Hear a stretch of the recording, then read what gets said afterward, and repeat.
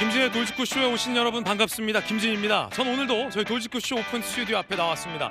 지난주 금요일이었죠. 이재명 대표의 공직선거법 재판이 있었습니다.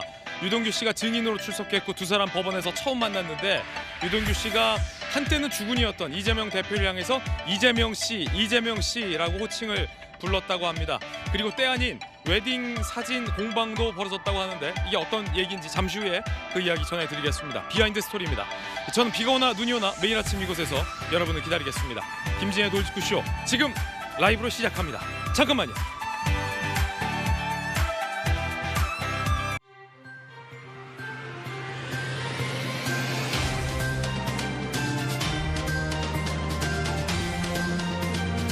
신문 읽어주는 남자입니다. 강남 한복판에서 여성을 납치하고 살해하고 유기하는 일이 발생했습니다. CCTV까지 버젓이 찍혔는데 그 뒤로 코인 얘기가 나오고 있습니다. 이거 어찌 된 일인지 잠시 후에 이야기 나눠보겠습니다. 오늘 조간신문 4가지 키워드 준비했습니다. 먼저 첫 번째 키워드부터 함께 보시죠. 첫 번째 키워드는 뭘까요? 바로 실사. 오늘 동아일보가 일면에 쓰고 있습니다. 함께 보시죠. 부산 엑스포 운명의 5일. 오늘 실사단이 입국합니다. 그리고 우리 국회를 방문합니다. 여야도 한 목소리로 부산 엑스포 유치를 위해서 힘을 쏟겠다는 예정입니다. 국회의장당도 예방할 예정입니다. 어쨌든 우리나라가 부산이 유치할 가능성이 50%는 넘는 상황이다라는 상황입니다. 마지막 총력을 다해서 기왕이면 대한민국이 우리 부산이 유치할 수 있었으면 참 좋겠습니다. 이어서 다음 키워드입니다. 두 번째 키워드 살펴보겠습니다. 두 번째 키워드는 결집. 한국일보가 사면에 쓰고 있습니다. 결집, 어떤 기사일까요?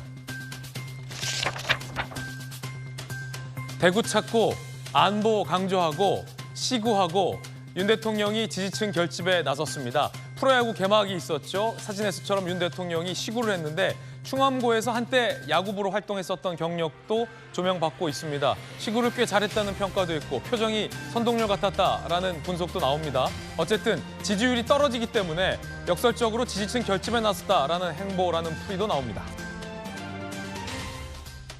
이어서 다음 키워드입니다. 세 번째 키워드는 뭘까요? 청부? 정말 흉흉한 일이 강력 사건이 강남 한복판에서 그것도 발생을 했습니다. 조선일보입니다. 그런데 경찰 일각에선 이거 혹시 청부 아니냐, 청부살인 아니냐라는 가능성도 수사 중이라고 합니다. 아직은 확실치 않습니다. 그리고 주변에서는 피살된 여성이 가족과 코인 사업을 하고 있었는데 이 살해 주범이 이 코인에 투자했다가 큰 손실을 봤다라는 얘기도 나오고 있다고 합니다. 강남 40대 여성 살해 3명은 검거됐는데 이 살해 행위의 조력자가 더 있을 거란 얘기도 나오고 있습니다.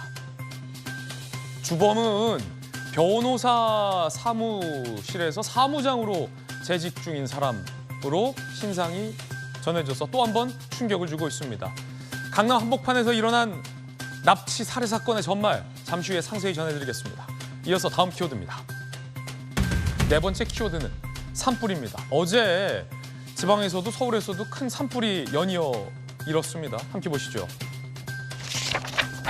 특히 서울 인왕산에서 크게 불이 났습니다. 충남 홍성에서도 산불이 크게 났습니다. 120가구가 대피하는 일도 있었습니다. 서울에서. 대전, 충북, 전북, 인천 등에서도 산불이 발생했습니다. 다행히 큰 피해는 없었습니다만 재산 피해가 좀 많이 보고되고 있어서 주민들 걱정이 이만저만이 아닐 것 같습니다. 건조한 날씨에 다시 한번 자나깨나 산불 조심. 예전에 이런 포스터도 있지 않았습니까? 조심해야 될 것 같습니다. 지금까지 신문 읽어주는 남자였습니다.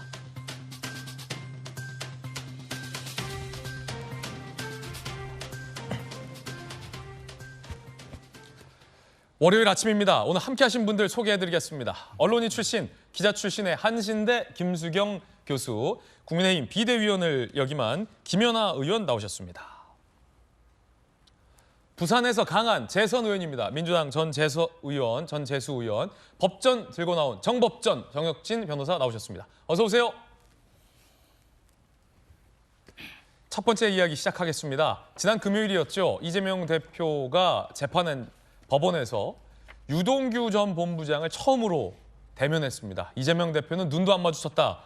라는 취재 기자들의 취재, 상세한 비하인드 스토리가 오늘 있고요. 유동규 씨는 이재명 대표, 한때는 주군으로 모셨던 이 대표를 향해 이재명 씨, 말끝마다 이재명 씨라고 했다고 합니다. 그 이면에 있는 이야기 지금부터 전해드리겠습니다. 먼저 주제부터 공개합니다. 눈도 안 마주친 박연, 그리고 이재명 씨.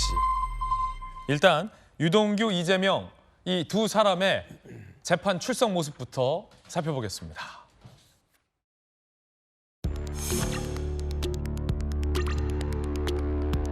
말씀하실 거 있으세요? 거짓말을 좀 안 하고 나한테 했다면 좋겠다 말씀만 드리고 있습니다. 오늘 유동규 씨와 첫 법정 대면인데요. 입장 있으신가요?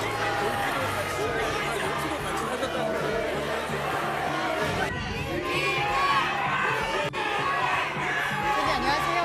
오전에 유동규 씨가 본인 향해서 거짓말 좀 안 했으면 좋겠다고 했는데 혹시 반박 입장 있을까요?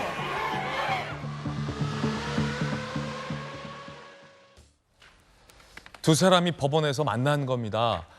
유동규 씨는요, 한때는 주군이었던 이재명 대표를 향해서 이재명 씨, 이재명 씨, 이재명 씨 말끝마다 씨를 붙였다고 합니다. 함께 보시죠. 지난달 31일 이재명 대표 재판, 유동규와 첫 대면. 피고인석에 앉은 이재명 대표는 유동규 씨 증인석을 한 차례도 쳐다보지 않았다라고 기자들은 취재를 했습니다. 재판 내내 유동규 씨는 증인석에서 이재명 씨라고 호칭을 했던 것도 굉장히 특이한 대목이었습니다. 검찰이 이렇게 증인에게 물었습니다. 2010년 3월 분당 신도시 리모델링 설명회에서 이재명, 김문기가 참석했냐라고 묻자 유동규 본부장은요. 그렇다. 김문기 씨한테 이재명 씨와 따로 통화했다고 들었다. 라고 유동규 씨가 이재명 씨와 김문기가 따로 통화했다고 들었다. 라고 이야기를 했습니다. 누가 오냐고 묻길래 이재명 씨가 온다고 했더니 김문기가 나하고도 통화했다라고 얘기했다. 이재명 씨랑 김문기 씨가 서로 좀 아는 것 같았다라고 이야기를 했습니다. 정혁신 변호사님, 네네. 이게 사실은 이재명 씨라는 호칭이 굉장히 흥미로운데 예를 들어서 뭐 그럴 리는 없겠지만 정혁진 변호사님과 제가 또 굉장히 친분이 두텁잖아요.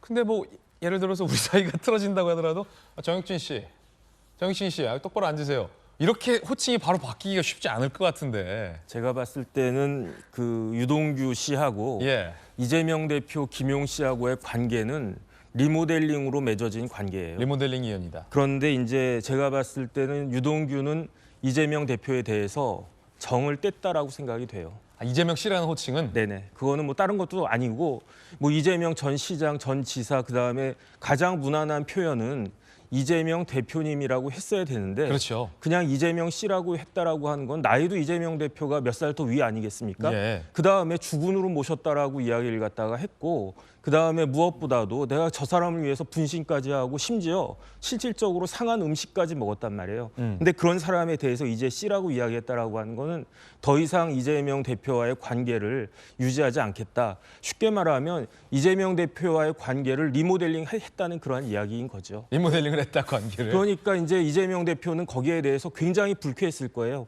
굉장히 불쾌했을 텐데 불쾌한 걸 넘어서 가지고 굉장히 어떻게 보면 긴장하고 두려움까지 느낄 수 있는 재판이니까 예. 지금 그런 상황으로 악화가 됐다. 저는 그렇게 판단이 됩니다. 왜 예를 들어서 사이가 틀어지더라도 사람 보면 다투기도 하고 의견 충돌도 있잖아요. 그래서 뭐 정혁진 변호사님, 뭐 혁진 형 이렇게 했다가 기분 나쁘면 자 정혁진 씨 이럴 거야 정혁진 씨 막 이러면 그 씨라는 호칭이 사실은 뭐 공식석상에서의 공식적인 호칭이지만 굉장히 듣기에 따라서는 좀 기분 나쁠 수도 있는 그런 감정적인 호칭일 수 있잖아요. 만약에 저라면 차라리 욕을 해라.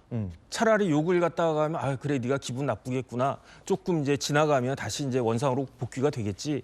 이렇게 기대를 할 수가 있는데 정색을 하고 정혁진 씨 이렇게 이야기하면 그때는 예. 이 사람이 나하고의 관계를 정리하고 싶어 하는구나. 그럼 나도 어떻게 하겠습니까? 나도 정리를 해야지. 저쪽에서 더 이상 마음을 열지 않고 마음의 문을 닫겠다라고 하는데 그런데 이재명 대표와 관계됐던 많은 사람들이 지금 저렇게 되어가고 있는 것이 아닌가. 그런데 어쨌든 제가 봤을 때 이재명 대표는 유동규 씨에 대해서는 완전히 이제 마음을 서로 닫은 것 같고 지금 문제가 되는 거는 김만배, 그다음에 김용, 그다음에 정진상 예. 이런 사람들이 저렇게 이제 입장을 바꾸게 되면 그럼 정말로 큰일이 나지 않을까. 그 부분이 아마 신경을 많이 쓰지 않을까 하는 생각이 듭니다. 유동규 씨가 이재명 대표와의 관계를 리모델링한 것 같다라는 굉장히 흥미로운 정혁진 변호사님의 분석 듣고 있습니다. 김수영 교수님 어떻게 봤습니까, 이 장면? 일단 그 선을 걷는 거죠. 어쨌든 뭐 주군으로 모셨던 사람인데 그리고 나이도 어린데 나이가 많은 사람에게 씨라는 호칭을 붙이는 거는 굉장히 기분 나쁘거든요. 그럼요. 저보다 몇 살 어린 사람이 저한테 김수경 씨라고 말하면 좀 기분이 좋지는 않을 것 같아요. 그러니까 완전히 너랑의 관계는 끝이다라는 건 이제 선 긋는 거고요. 한 가지 다른 가능성은 이재명 대표의 지금 비리 혐의 역사가 너무 길어요. 변호사 때부터 성남시장을 거쳐서 경기도지사를 거쳐서 지금 당대표거든요. 그러니까 이 시점마다 호칭이 다 다른 거예요. 시장님, 지사님, 변호사님, 대표님. 그렇죠. 예를 들면 위증교사 같은 경우에도 변호사 시절에 위증교사를 했지만 그러니까 변호사 시절에 그 검사 사칭을 했지만 위증교사는 도지사일 때였거든요. 예. 그러니까 저도 이거 얘기할 때마다 어떤 호칭을 붙여야 될지 너무 헷갈리거든요. 예. 그래서 어쩌면 그냥 이재명 씨로 통일한 게 아닌가 저는 그런 생각도 좀 들더라고요. 이재명 대표는 억울하게 할 수 있겠습니다만 그 혐의마다 제기된 혐의마다 본인의 직함이 다 다르다. 혐의의 역사가 너무 긴 거죠. 딱 어떤 시기에만 어떤 비리를 저지른 혐의가 있으면 그 호칭만 사용하면 되는데 변호사 때부터 4번이나 바뀌었거든요. 그렇다 보니까 패널을 하는 제 입장에서도 네. 무슨 호칭을 붙여야 될지 그때는 호칭이 뭐였는지가 항상 헷갈리거든요. 항상 헷갈려요. 그래서 앵커들도 그래요. 이재명 대표가 당시 성남시장일 때 이렇게 아니면 이재명 대표가 변호사 시절일 때 그래서 저도 항상 헷갈려서 아마 그런 걸 이제 통일하기 위해서 이재명 씨로 통일을 하고 또 그 호칭은 마침 이재명 대표가 들을 때는 굉장히 언짢을 수 있는 예. 나와의 완전히 관계를 선긋고 어찌 보면 나이도 많은 나에게 굉장히 도발하는 느낌의 호칭으로 그냥 이재명 씨라고 한 게 아닌가 저는 그렇게 추측을 해봅니다. 그렇군요. 전재수 의원님 어떻게 들으셨습니까? 좀 이 대표께서 기분 나빠하실 수도 있겠군요. 그거 사실은 보니까. 이게 뭐 검찰이 이제 원하는 바일 수가 있겠죠. 예, 저희들이 볼 때는 사실은 이제 유동규 씨가 처음 나왔을 때는 대장동 부동산 비리의 핵심 중의 핵심으로 범죄 혐의자로 이제 얼마나 많이 비판을 했습니까? 네. 그런 비판을 받았던 유동규 씨가 이제 구속됐다가 나와가지고는 구속될 때 말하자면 공소장과 완전히 다른 그런 이제 바뀐 진술을 가지고 지금 이재명 대표를 공격을 하고 있는데 법정에서 이제 한때는 범죄 혐의자로 이제 몰렸던 사람 입을 통해 가지고 말하자면 이재명 대표를 공격을 하고 있으니 검찰이 보기에는 어떻게 보면 이제 이재명 대표 입장에서는 상당히 모욕적인 상황이 될 수가 있는 것이죠. 그렇군요. 그런 식으로 볼 때는 검찰이 원하던 바를 좀 이룬 것이 아닌가 이런 생각이 들고요. 저는 지난 1년 6개월 동안 대장동 수사를 했는데 결국은 천화동인 1호가 누구 것인지 결국은 공소장에 기소를 못했습니다. 그리고 돈을 받은 증거라든지 이런 게 없는 거 아니겠습니까?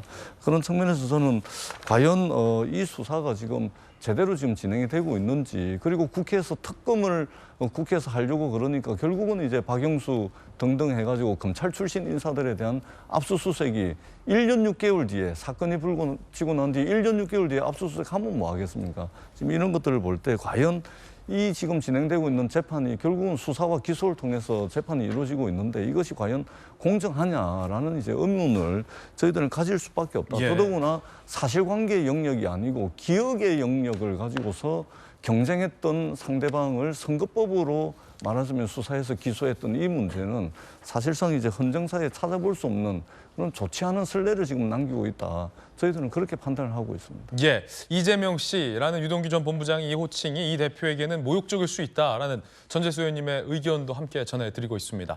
요는 이재명 대표와 김문기 씨가 아는 사이냐 모르는 사이냐의 공방일 텐데 방금 보셨던 것처럼 김문기 씨와 이재명 대표는 모를 수가 없다라는 유동규 전 본부장의 이 법원에서의 진술, 증언이었습니다. 한 장면 더 있습니다. 함께 보시죠. 유동규 본부장이 김문기 성남 도계공 입사 뒤에 함께 여러 차례 이재명 대표에게 직접 보고를 했다라고 진술을 했습니다. 검찰이 묻습니다. 법원에서. 자, 이재명 대표 앞에서 검찰이 물은 겁니다. 이재명 대표가 공사 직원 된 김문기 씨를 기억하는 것처럼 행동했느냐? 그러자 유동규, 알아봤다고 생각한다. 세미나도 같이 했고 못 알아볼 사이가 아니다. 라고 법정 진술을 했습니다. 이에 대해서 이재명 대표 측은 이 공적인 관계의 선을 긋는 듯한 모습이었습니다. 이번엔 이 대표 측 반론. 김문기는 이재명에게 개인적으로 보고한 적도 없고 그럴 위치도 아니다. 유한기 전 본부장도 시장실에 혼자 간 적 없다고 했는데 팀장급인 김문기는 더욱 그럴 것이다. 라고 선을 긋습니다. 김연아 의원님, 유동규 전 본부장은 김문기 씨랑 같이 내가 보고한 적도 있다라고 얘기했는데 이재명 대표 측은 아니, 팀장급이 어떻게 시장한테? 라고 선을 탁 긋는데요. 어떻게 보십니까? 보고할 때 김문기 실장이 혼자 들어간 게 아니라 뭐 한 사람이 더 들어갔을 수도 있고요. 제 추측으로는 그때도 눈을 안 마주친 게 아닐까요? 그때도? 네. 어제 법정에서 보니까 이재명 대표는 분명히 유동규 본부장을 아는 사람이죠. 근데 둘이 눈을 안 마주쳤어요. 안 마주쳤다고 기사도 나왔어요. 그럼 모르는 사람인가요? 그러니까 이게 저는 예를 들어서 뭐 한두 번 정도 본 사람을 갖고 아랫사람이 대면 보고를 했는데 나는 그 사람을 몰랐다 이런다고 하면은 충분히 기억의 영역으로 인정해 드릴 수가 있습니다. 네. 그런데 이건 보고뿐만이 아니라 출장을 가서 골프를 치고 골프 안에서 2인 카트를 타고 또 셋이 바닷배를 빌려서 낚시도 하고 나무에 지름을 잰다고 서로 양쪽 손을 잡고 눈 마주치는 찰나의 순간은 잡히지 않았지만 과연 몰랐을까?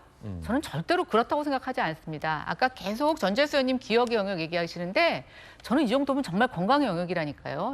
오히려 그냥 이재명 대표께서 내가 기억력이 이제 정말 문제가 있나 보다. 건강검진을 받겠다고 법정에서 솔직하게 얘기하시면 저는 그건 정상 참작이 될 수 있을 거라고 생각합니다. 그런데 그게 아니고 기억의 영역이라고요? 저는 그건 도저히 아니라고 생각이 되고 예. 이 사건에서 계속 유동규 본부장이 얘기하지만 성남시장 시절 이전에 변호사 때서부터 이재명 변호사는 리모델링에 관련된 무수한 세미나에 가게 됩니다. 그리고 그것을 바탕으로 성남시장에 당선되는 데 굉장히 영향을 미치게 되고 리모델링하는 조합원들 또 사업자들이 많이 그 선거를 도와주게 되죠. 지금 2010년 세미나 이전에 유동규 씨가 성남정책연구원이라는 데서 만들었던 세미나, 리모델링 세미나에서도 김문기 씨와 이재명 씨가 같이 참석한 것으로 기억이 되고 있고 결국 무수한 세미나에서 만났는데 그 사람이 자기가 시장이 되니까 성남도시공사의 직원으로 와 있다. 저는 절대 모를 리가 없다고 생각이 됩니다. 예. 눈도 마주치지 않았다. 사진에서 이재명 대표 측 변호인들은 김문기 씨와의 관계를 부인하며 이런 얘기를 최근 법정에서 한 걸로 전해졌습니다. 그걸 인용했어요, 김연아 의원이. 어제 유동규와 눈도 안 마주쳤는데 그럼 유동규와도 모르는 사이냐? 라는 돌직구 발언이었습니다. 검찰이 이른바 이재명 대표 측의 반박에 웨딩 사진 얘기를 꺼내 들었다고 합니다. 검사가 갑자기 법원에서 저 재판에서 본인 웨딩 사진 얘기를 꺼낸 이유는 까닭은 무엇일까요? 이재명 대표 측이 김문기와 함께 찍힌 사진 혹은 영상에 대화하거나 눈 마주치는 장면 없지 않느냐. 패키지 여행을 가도 같은 여행 참석자라고 다 친해지지 않는다. 그때 저 호주 출장 패키지와 뭐가 다르냐라는 반박이겠죠. 그러자 검사가 사진은 찰나의 순간 촬영한 결과물일 뿐. 제 처와 관계가 좋은 편이지만 웨딩 사진 외에 아내와 눈을 마주친 사진이 나는 없다. 그렇군요. 그러니까 패키지 이재명 대표 측은 패키지 비율을 검사 측은 아내와의 웨딩 사진 비율을 갖다 든 겁니다. 양쪽 다 굉장히 일리 있는 비유입니다. 이재명 대표 측은 패키지 여행 가서 다 친하냐라고 얘기했고 검사는 나랑 아내랑 눈 마주친 사진이 웨딩 사진 말고 한 장도 없는데 그렇다고 아내와 내가 모르는 사이겠느냐라는 얘기도 꺼내들었습니다. 정혁주 변호사님. 네네. 양쪽에서 뭐 비유의 대전인데 네. 생각해 보면 그렇죠. 아내랑 이렇게 눈을 마주치면서 굳이 찍은 사진이 웨딩 사진 찍을 때 말고는 없고 옛날 어르신들은 웨딩 사진 때도 눈 안 마주치는데 그러니까 저기 김진 앵커랑 저 사진 여러 번 찍었잖아요. 예. 서로 눈 마주치고 이렇게 사진 찍은 거 있습니까? 정익진 씨 왜 그러세요? 한 번도 없었던 것 같고요. 그러니까 검사 측의 일리가 있었다는 이야기보다 저런 이야기를 뭐 굳이 공판장에 살 필요가 있었을까 하는 생각도 드는데 예. 중요한 거는 이 대표 측의 변명이 너무 말이 안 되는 이야기를 하는 거예요. 사실은 안다 모른다라고 하는 거는 사실의 영역이에요. 아무리 이게 뭐 머릿속에 주관적인 내용이다 이렇게 이야기를 해도 안다 모른다라고 하는 건 법적으로는 사실이고요. 친하다 안 친하다 이런 것들이 판단의 영역이란 말이죠. 그런데 제가 봤을 때 이재명 대표 입장에서는 그 김문기 씨를 모른다라고 이야기할 수가 없어요. 증거가 너무너무 차고 넘쳐요. 사진이 저렇게 많죠? 예. 동영상 있잖아요. 김문기 씨가 동영상을 굳이 내가 시장하고 모르는 사이에서 그런 동영상 찍어가지고 딸한테 그런 거 보냈겠습니까? 그다음에 무엇보다도 유동규 씨의 진술이 너무나 구체적이에요. 그런데 다른 것도 아니고 예컨대 골프장에서 역주행해가지고 그런 에피소드가 있었다. 만약에 그런 에피소드가 없었다라고 하면 이재명 대표 성격에 막 길길이 막 그렇게 하면서 이게 말이 되느냐 거짓말이다라고 했을 텐데 아무 말도 못하고 있잖아요. 그 유동규 전 본부장 등이 일본인인 척했던 에피소드. 그렇죠. 그다음에 이제 골프 칠 때 아예 다치면 이제 끝나면 되지 또 뒤로 돌아가가지고 그거 얼마나 한다고 몇 홀을 더 칩니까? 그다음에 그렇기 때문에 제가 봤을 때는 이재명 대표가 너무 전략을 잘못 세우는 거예요. 그냥 이 정도 알았는데 내가 그냥 선거 기간 중이라 실수했다, 뭐 죄송하다. 그런데 이제 이러이러하니까 뭐 벌금을 좀 약하게 해달라. 이 정도로 끝냈으면 될 걸 갖다가 끝까지 모른다라고 우기니까 별별 얘기가 다 나오지 않습니까? 웨딩 사진 얘기까지 나온다. 그래서 만약에 이재명 대표가 그냥 예. 인정을 했으면 유동규 씨가 굳이 이렇게 골프 얘기를 했을 것이며 무엇보다 요트 얘기했잖아요. 저는 요트 얘기가 왜 중요하다고 생각을 하냐면 요트비를 대납했잖아요. 같이 요트 탄 거. 그런데 비용을 유동규가 대납했잖아요. 그 이재명 대표가 자기가 이걸 뭐 요트 탔으니까 내 비용 n분의 1 해서라도 냈어야 되는데 대납했잖아요. 그다음에 이런 식으로 되니까 되로 막을 수 있었던 것을 지금 가만히로도 그 막지 못하는 그런 상황이 됐고 그다음에 제일 중요한 거는 그 변호인 측이 패키지 여행 운운했잖아요. 저는 이게 말이 되는 생각인가 하는 생각이 드는 게 출장을 패키지 여행 갑니까? 그러면 그 출장 비용이 뭐 수백만 원 들어갔을 텐데 일단은 비행기 뭐 이코노미 타고 갔겠습니까? 비즈니스 타고 갔을 텐데 그걸 갖다가 다 성남 시민들의 세금과 국가의 세금으로 갔을 텐데 그걸 어떻게 패키지 여행에 비유하는지 저는 너무너무 이해가 안 되고 그렇기 때문에 이런 것들이 뭐 비유나 그다음에 구체적인 사실관계나 이재명 대표 측에는 전혀 그 유리하지 않고 밝혀지면 좋지 않을 그런 내용들이 괜히 이렇게 그 오픈되고 있어가지고 이런 부분들이 나중에 더 그 정치적으로도 이재명 대표한테 큰 짐이 될 수 있지 않을까 하는 생각이 저는 들었습니다. 예, 뉴질랜드에서 요트 값은 유동규 전 본부장이 내줬다라고 유동규 전 본부장이 주장을 했습니다. 일단은 유 전 본부장이 주장이다라는 말씀 드리겠습니다. 전재수 의원님. 지금 저희들이 이제 이재명 대표 선거법 위반 사건과 관련한 재판을 지금 저희들이 보고 있는데요. 예. 그러니까 이제 많은 분들이 지금 이제 말씀하시는 분들이 왜 기억을 못하냐, 김문기. 기억을 해야 되는데 기억을 못하고 있는 부분에 대해서 이제 선거법상 말하자면 이제 뭐 허위 사실, 예. 기억을 해야 되는데 기억을 못하고 있는 것을 말하자면 선거법으로 수사를 해서 기소를 한 겁니다. 그거 좋습니다. 기억이 안 나는 걸 어떡하냐. 예, 그래서 뭐 좋습니다. 그러니까 예. 이제 재판을 통해서 조만간에 결론이 나올 거니까 좋습니다. 그러면 이런 거를 제가 한번 그러니까 저희들이 가지고 있는 문제의식은 이런 것이죠. 마찬가지로 대통령 선거 기간 중에 이재명 대표가 이 문제가 나와가지고 수사 기소해가지고 지금 재판이 진행되고 있는데 그러면은 같이 경쟁했던 윤석열 대통령 한번 봅시다. 그러니까 저희들이 계속해서 문제 제기를 하는 것은 수사가 공정해야 그리고 어떤 결과가 나오더라도 공정한 수사와 기소 그다음에 재판의 결과라고 받아들일 거 아닙니까? 예를 들면 이런 거죠. 대통령 선거 과정 중에 윤석열 후보가 그때 당시에 부인인 김건희 여사의 도이치모터스 주가 조작 사건 관련해서 계산 내역까지 들고 나와가지고 손해봤다. 그리고 손해보고 난 뒤에 주가 조작 사범들하고 관계를 완전히 끊었다라고 명백하게 말씀을 하셨잖아요. 근데 지금 지나서 보니까 그게 아니라는 사실이 명백하게 드러나지 않습니까? 얼마나 많은 언론 보도와 검찰 수사가 있었습니까? 그리고 또 하나, 예를 들면 장모와 관련해가지고는 남에게 사업을 하면서 남에게 단돈 10원짜리 하나 피해를 입힌 적이 없다라고 이야기를 했지 않습니까? 그런데 예. 지금 장모와 관련해서 어떤 것들이 나오고 있습니까? 잔고 증명서를 위조해 공영지구 개발 사업하면서 개발 부담금 안 내가지고 추후에 내는 문제, 그다음에 저 건강보험료 부당하게 수령한 문제, 지금 이루어지고 있는 재판이 몇 개며 그 사이에 사실관계로 밝혀진 게 몇 개입니까?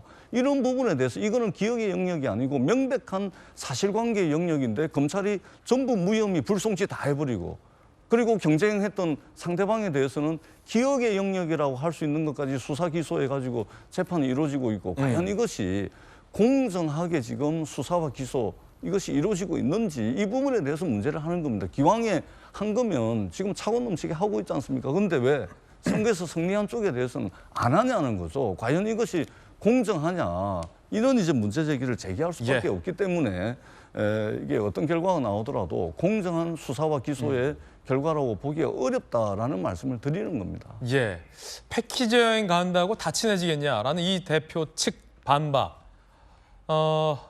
눈 안 마주친다고 모르는 사이냐라는 검찰의 반박. 여러분들은 어느 쪽의 주장이 더 타당하게 들리십니까? 그런가 하면 유동규 전 본부장은 이재명 대표 김문기 씨와의 관계와 관련해서 참돔 에피소드를 꺼내들었습니다. 참돔 어떤 얘기일까요?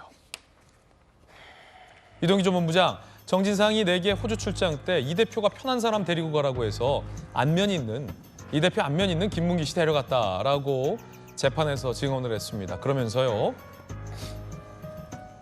함께 골프 치며 경험담 얘기하는 등 화기애애 셋이서 샌드위치 먹다가 농담도 주고받았다. 에피소드 부자예요, 유동규 전 본부장. 에피소드 부자. 호주에서 골프 치다 일본인인 척한 에피소드부터 에피소드 상당히 많이 꺼내들고 있어요. 참돔 에피소드 꺼내들었습니다. 김문기 씨가 이재명 대표가 호주에서 바다 낚시하면서 큰 참돔 잡아서 기뻐했다고 말했다라는 에피소드도 꺼내들었습니다. 참돔 에피소드. 김수영 교수님, 유동규 씨는 에피소드 부자예요. 참돔, 이것도 굉장히 일종의 어떤 구체적인 기억인데, 김문기 씨가 이재명 대표가 참돔 잡았다고 좋아했다라는 걸 본인한테 얘기했다. 즉, 이재명 대표가 김문기 씨에게 참돔 잡아서 굉장히 좋아하고 자랑을 했었다라는 주장이죠, 유동규 씨의. 그렇죠. 그러니까 워낙에 유동규 씨가 이재명 대표와 함께한 시절이 길었기 때문에 당연히 에피소드가 많을 수밖에 없죠. 진짜 많네요. 그래서 에피소드 부자여가지고 그래서 유튜브에서 100회 동안 자기가 다 이야기할 수 있다라고 말할 정도로 많은 에피소드를 공유하고 있는 것으로 보여요. 그러니까 바다낚시에 가서 이제 참돔을 잡아서 좋아했다라는 그런 구체적인 정황들을 계속해서 이제 법정에서 아마 꺼내게 되겠죠. 근데 사실 참돔을 잡으면 옆에 모르는 사람이 있어도 좋아하거든요. 그렇죠. 같이 막 좋아해 주죠. 같이 막 좋아해 주죠. 그렇기 때문에 참돔 잡아서 좋아했다라는 게 김문기 씨와의 관계를 말하는 건 아니지만, 이재명 대표가 김문기 씨에게 참돔 잡아서 기뻐했다.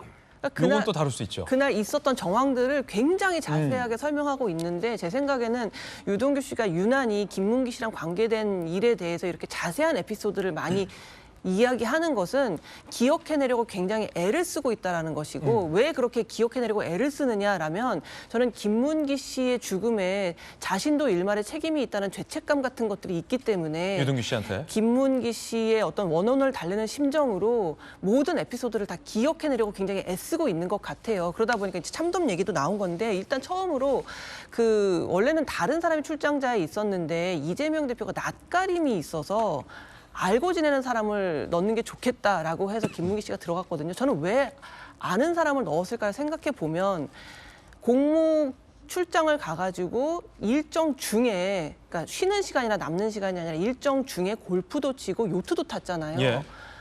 모르는 사람이 그 출장자에 들어가 있으면 나중에 이게 문제가 될 수가 있거든요. 그렇다 보니까 아는 사람이 들어와서 나중에 탈이 안 나도록 이렇게 일부러 김문기 씨를 넣은 것 같고요. 그리고 뭐 패키지 여행이랑 비교했을 때 같냐 다르냐, 또 뭐 웨딩 사진에서 눈을 마주쳤냐 안 마주쳤냐, 이런 좀 어이없는 이야기들이 나오는 이유가 뭐냐면, 지금 이재명 대표 측은 상식적인 걸 자꾸 설명하게 만들어요. 눈을 안 마주쳤다고 해서 사진 속에 눈 마주친 사진을 발견하지 못했다고 해서 그 사람은 모르는 거다라는 좀 기생천외한 어떻게 보면 주장인데 이걸 설명하기 위해서 지금 검찰이 웨딩 사진 얘기까지 꺼내고 있잖아요. 사실 앙드레 김 선생님 패션쇼가 아닌 다음에야 눈 마주친 사진을 찾기는 어려워요. 앙드레 김 선생님 패션쇼에는 꼭 마지막에 눈을 마주치죠. 그렇죠. 눈을 이마를 맞대고 눈을 남녀 마주치잖아요. 모델이 그날의 주인공이 이마를 마주쳐요. 그거 말고 일반인들이 부부끼리도 눈 마주친 사진을 찾기는 어렵다고요. 남편이랑 혹시 눈 마주치고 사진 찍으시나요? 웨딩 사진에도 없어요. 전 눈 마주친 사진은. 그것도 그러니까 좀 이런 이상한데? 상식적인 예. 어이없는 아마 시청자분들 지금 어이없는 얘기를 이렇게 길게 하냐고 생각하시겠지만 이걸 설명하게 만드는 게 지금 이재명 대표고 패키지 여행도 마찬가지인 게 공무랑 패키지 여행이 어떻게 같습니까? 아무리 일정 중에 골프 치고 요트 쳤다고 패키지 여행을 헷갈리시는 모양인데 패키지 여행이랑 공무는 다르죠. 공무는 가서 계속 회의하고 세미나하고 하루 종일 있었던 거 저녁에 밥 먹으면서 또 이야기하고 같을 수가 없는 걸 이렇게 어이없이 이야기하는 걸 보면 첫 번째 가능성, 변호사가 정말 실력이 없다.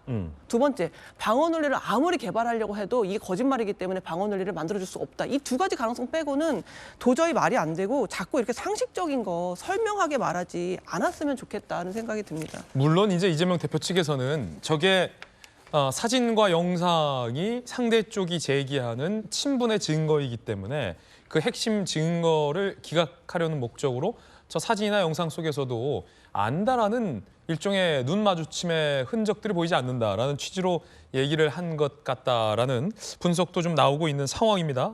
양쪽의 의견 함께 전해드리고 있습니다. 그 가운데 이해찬 전 대표가 이재명 대표를 명검에 비유를 했습니다. 담금질 중이다 이러면서 검찰을 무능한 놈들이다라고 비난했습니다. 함께 보시죠. 이해찬 전 대표, 이재명 담금질 당하고 있다. 수많은 담금질을 거쳐야 명검이 만들어진다. 검찰, 압수수색 300번 해도 증거가 안 나왔다. 무능한 놈들, 증거 조작 둘 중에 하나다. 이해찬 전 대표는 이재명 대표를 명검에 비유하며 검찰을 무능한 놈들이다라고 비난했습니다. 김연아 의원님, 명검의 비유 어떻게 보십니까? 글쎄요, 뭐 이재명 대표의 이름에 명자가 있으니까 이재명 대표가 민주당을 와해시키는 칼이라면 그 대표 이재명 대표를 일컬어서 명검이라고 얘기할 수도 있겠죠. 예, 근데 이렇게 당금질이라는 표현을 했어요. 보통 우리가 이제 당금질이라는 게 어려운 상황을, 그러니까 막 극적인 상황을 경험할 때 당금질을 한다고 하는데 지금 이재명 대표가 극적인 상황을 뭐 뜨거운 물과 찬물을 오가는 일들을 경험하고 있는지, 저는 뜨거운 물만 경험하시는 거, 뜨거운 불만 경험하시는 것 같은데 이해찬 전 대표는 이재명 대표를 지지하는 당내의 원로의 한 사람으로도 좀 잘 알려져 있습니다. 그래서 최근에 이제 당내에 돌아다니시면서 어떤 좀 분열되고 있는 당내 모습에 대해서 뭔가 좀 이렇게 결집시키기 위해서 그런 발언을 하시는 거라 저는 뭐 이해는 해드릴 수 있습니다만, 과거 이해찬 당대표의 이제 발언을 보면 조국 사태 때도 조국 장관이 급기야 여러 가지 논란 때문에 물러날 때도 송구하다는 말을 하시면서 뒤에 붙이신 말이 있습니다. 그때 뭐라고 하셨냐면, 이번 일은 검찰이 가진 무소불위의 오만한 권력을 다시 확인하는 계기가 되었다. 마지막 기회라는 마음으로 검찰 개혁에 혼신을 다해야 되겠다. 이렇게 얘기를 하셨어요. 예. 이번에도 비슷하죠. 당내 이재명 대표가 야기한 여러 가지 사법 리스크에서 역시 또 검찰 탓을 하고 있습니다. 또 아울러서 뭐라고 그러셨냐면요. 우리가 져서 이렇게 됐다. 이런 얘기를 하고 계세요. 저는 그 얘기를 반대로 해보면 그럼 우리가 이겼으면 이기고 뭉기고 할 수 있다는 얘기였나라는 생각이 들어서 당의 중진 원로로서 좀 적절하지 않은 발언인 것 같다. 그 심정은 이해하나 글쎄요. 어떤 신뢰감이나 또 민주당에 대한 위안감을 주는 발언은 아니었습니다. 자, 첫 번째 이야기 전해드렸습니다. 첫 번째 이야기에서는 유독 이 비유 같은 표현들이 많이 나왔습니다. 웨딩 사진 비유, 패키지 여행 비유, 마지막 명검의 비유까지 많은 비유 중에 여러분들은 어떤 비유가 가장 와닿으십니까? 반대로 어떤 비유가 가장 터무니없게 들리십니까? 여러분의 생각도 궁금합니다. 이번엔 저희가 준비한 두 번째 이야기입니다. 50억 원 클럽은 도대체 실체적 진실이 무엇일까요? 박영수 전 특검은 민원을 해결해주는 대가로 정말 200억 원 상당의 부동산 등을, 건물 등을 약정한 걸까요? 아닐까요? 그 이야기 지금 시작하겠습니다. 박영수 전 특검과 대장동 일당 사이에 있었던 것 아니냐라는 200억 약속의 비밀. 이른바 대장동 일당들의 민원을 해결해주고 그 대가로 대장동의 건물 등 200억 어치를 받기로 했다라는 검찰의 의혹이 박영수 전 특검을 향하고 있습니다. 박 전 특검은 부인하고 있습니다만 오늘 동아일보의 취재에 따르면 박영수 전 특검과 대장동 일당 간의 소위 200억 원 약속 관계자의 진술을 검찰이 확보한 걸로 보도되고 있습니다. 2014년 11월 박영수 전 특검 측 대장동 일당의 토지 수용 절차 전문가를 소개해 줬다라고 합니다. 이후 실무회의가 수차례 열렸는데 박영수 특검 밑에 있었던 양점 특검보 그리고 정영학 회계사 대장동 일당이죠. SH공사 관계자가 참석을 했다라고 합니다. 검찰이 파악하기로 박 전 특검의 주요 혐의는 우리은행 이사회 의장 자격으로 대장동 컨소시엄 구성에 영향력을 행사했다. 자문 및 전문가를 소개해줬다. 200억 상당의 대가를 약정했다. 400평 규모 상가 부지 플러스 건물을 박 전 특검이 요구했다. 박영수 전 특검은 양 전 특검 몫으로 단독주택 2채를 요구했다. 라는 관련자 진술을 검찰이 확보했다.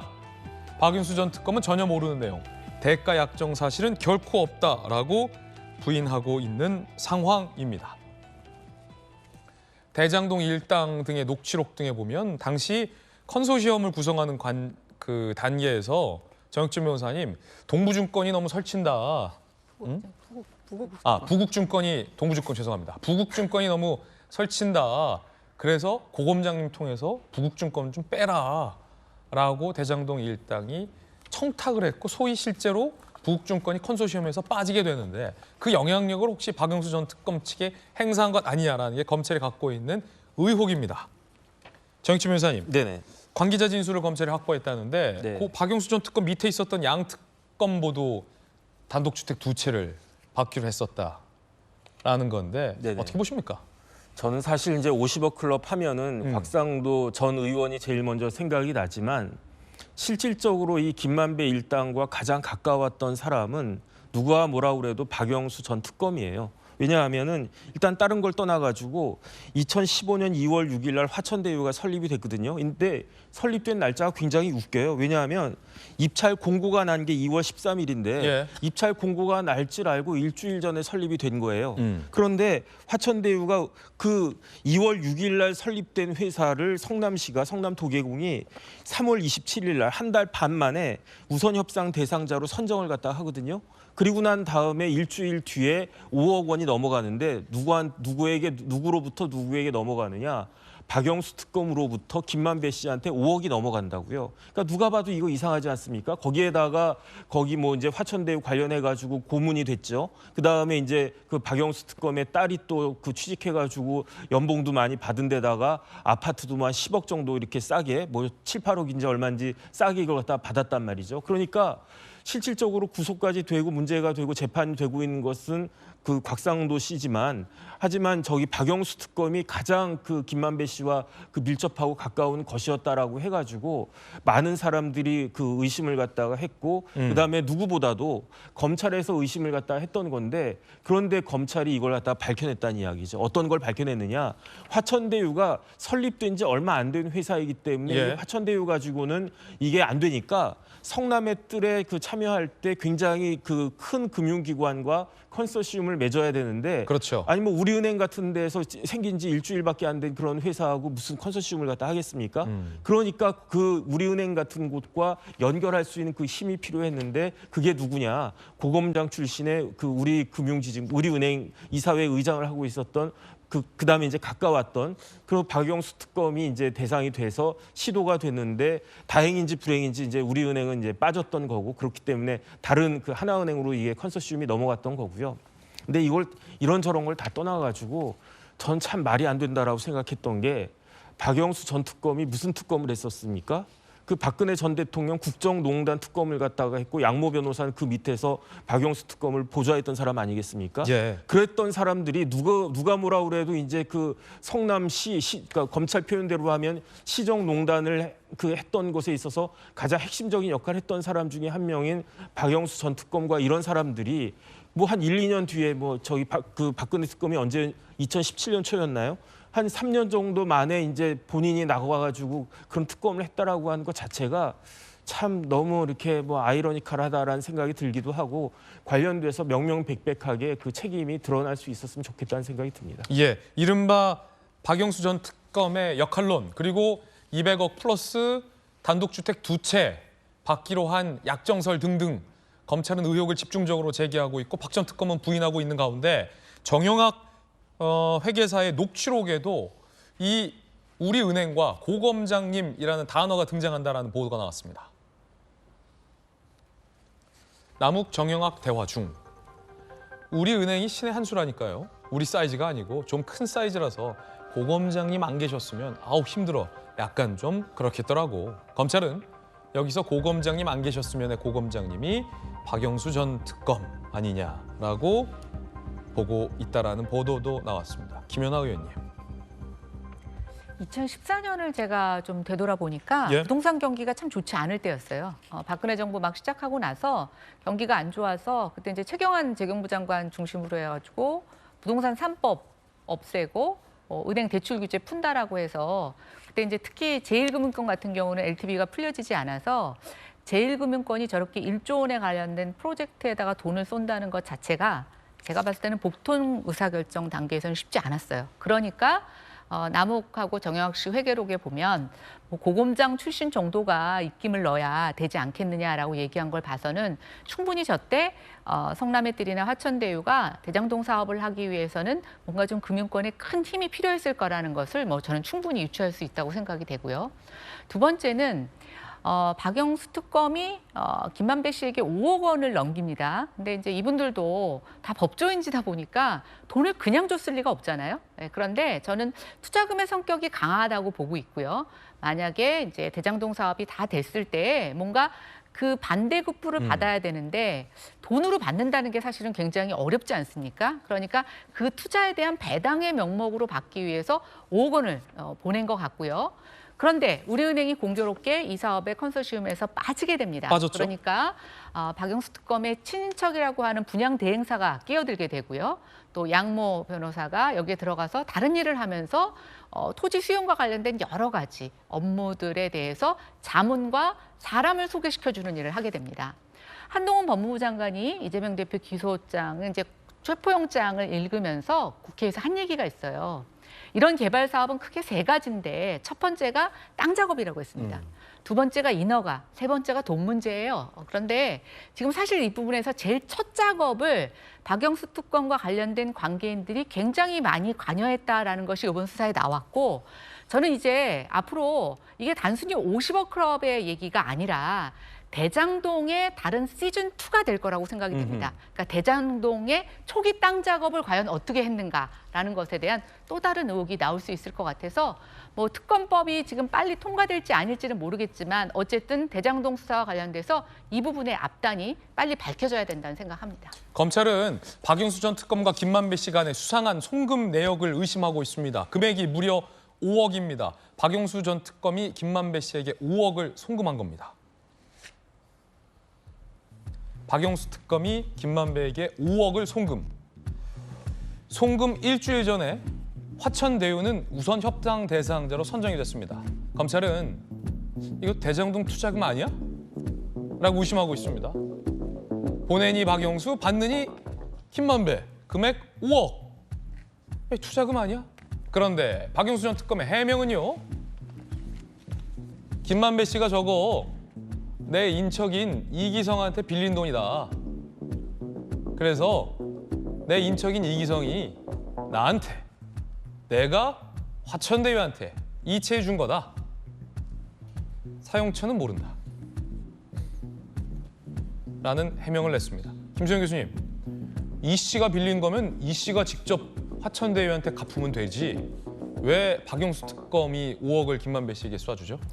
도대체 이해하기가 어렵죠. 사실 저런 식으로 돈이 흐름이 가면은 자기가 연루되는 거기 때문에 이게 문제가 됐을 때 자기도 어떤 문제에 들어가게 되는 건데 이런 돈 관계를 굳이 그러니까 본인의 통장만 명의만 빌려줬다는 건데 그렇죠. 아니 차라리 뭐 박영수 특검의 돈을 이 씨의 통장을 통해서 갔다 그러면 또 이해를 하겠는데 이 씨가 그냥 김만배에게 돈을 보낼 일이 있어가지고 보내는데 박영수 전 특검을 우회해서 보냈다라는 거예요.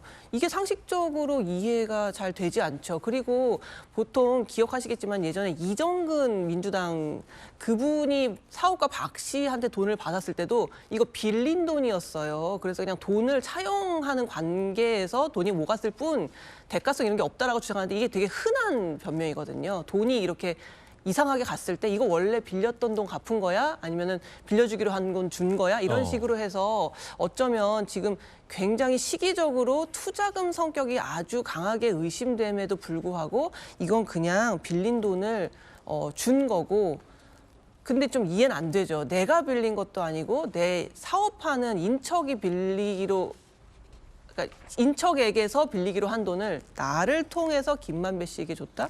이건 어느 모로 봐도 상식적으로 이해가 안 되고 특히나 변호사에다가 특검까지 한 분이 자기 명의를 그런 식으로 함부로 빌려준다고요? 저는 그에 상응하는 설명을 내놔야죠. 왜 그러면 자기 명의를 빌려줬나요? 특히나 변호사식이나 되시는 분이 이거에 대한 설명을 제대로 내놓지 못하면 이거는 본인의 투자금이 간 거라고 볼 수밖에 없지 않을까 싶습니다. 예. 박영수 전 특검의 해명 있는 그대로 전해드리고 있습니다만 이해하기 어렵다라는 김소영 교수의 논평도 함께 전해드리고 있습니다. 여야에서는 이 50억 클럽 특검을 두고도 공방이 있습니다. 국민의힘의 김기현 대표입니다.